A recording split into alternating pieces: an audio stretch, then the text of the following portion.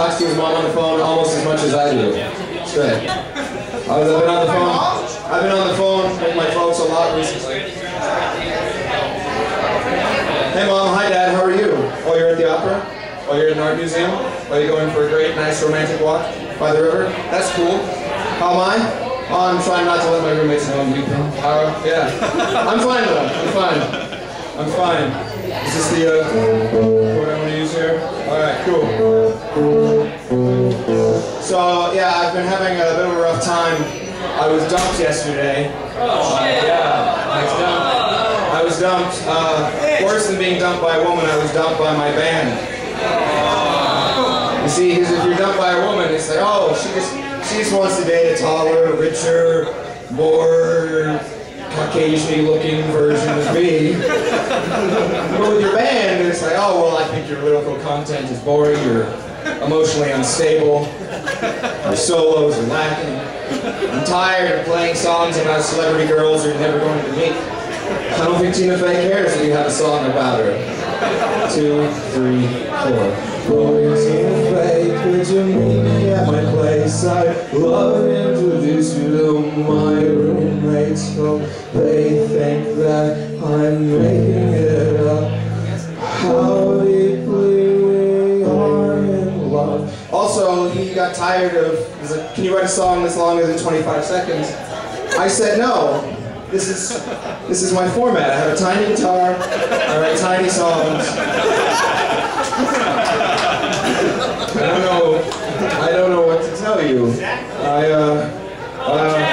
Recently I had an incident. There was a girl who wanted to spend the night with me, and I was, well, I don't know if that's such a good idea. And she started to want to have an argument about it. So I just decided that I would sing to her rather than speak, and hopefully it will resolve itself. I don't think you'll spend the night. I think that you probably fucked one of my friends before.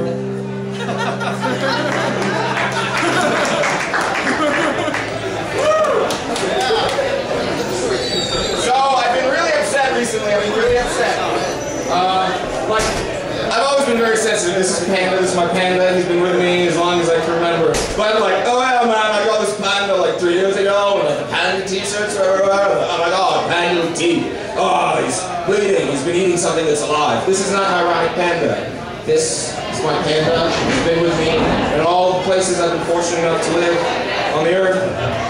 And he's seen a lot of things. And what happens usually when I get into big problems is I talk to my Panda. So what I want to do now is just, if you would indulge me, I just need a moment.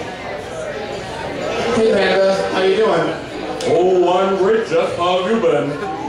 Not so good. The band broke up. I feel terrible. I don't think I've ever felt this way before. God, I just wish so much that I could die, but I'm not spiritually ignorant. I can't kill myself. I just come back in a worse position. I'm so sad. I hate my life. Nothing is ever going to work out for me. I've never felt this awful before. Well, actually, Jeff, what about that time you got divorced? I'm pretty sure you felt worse then. Well, Panda, you have a pretty good point, actually. At the time that happened, yes, I was unemployed, and I didn't have a nice place to live. I was sleeping in my Dodge Aries, so I'm glad you brought that up, actually.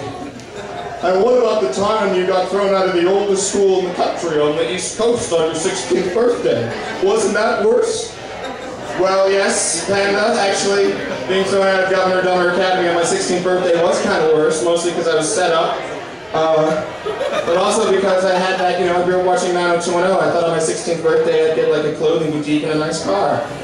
Instead I got thrown out.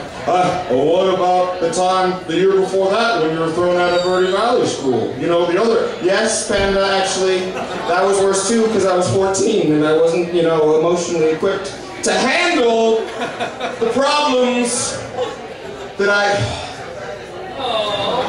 grown a lot, Panda, and I really appreciate it if you would respect the hard work that I put into developing emotionally. Until they produce pills in multiple colors that will, you know, fix whatever thing I'm feeling, I need an orange today because I'm sad. I need a blue. I can't go to sleep. Until then, I'd appreciate it if you just shut your mouth. Those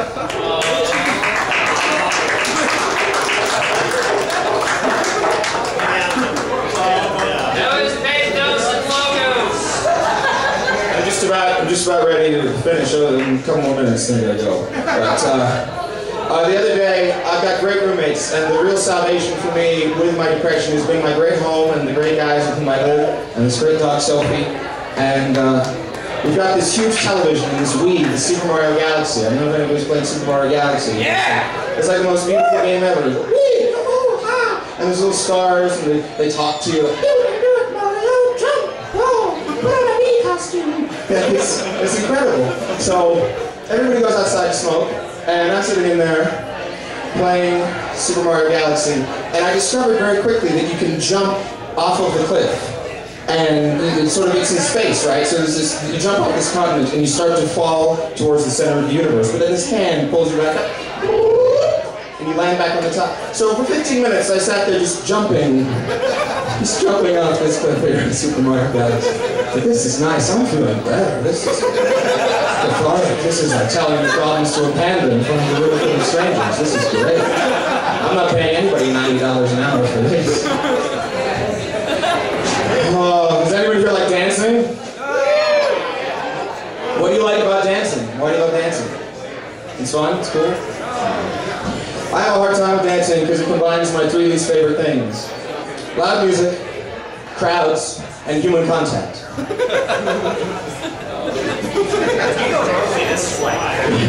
Today, I was walking to a place, and there was this couple in front of me, and I walked really swiftly. And every step I'm like, it's okay, I'm not going to die yet, God, I wish the volcano would erupt, fuck, my life. So I'm walking to my appointments, like stomping this out silently, inside. And in front of me, there's like this really cute couple, and they stopped directly in my path, like had this like, oh, I'll see you later, honey, okay. And I almost bumped into them and went, ah! And they caught me.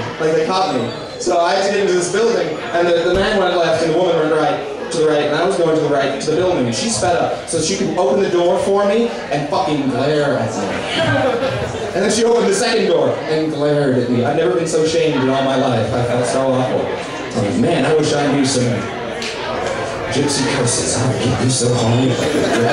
Drag me to hell. This is worse. I want to be an old woman who puts your mouth in my mouth in the back of a car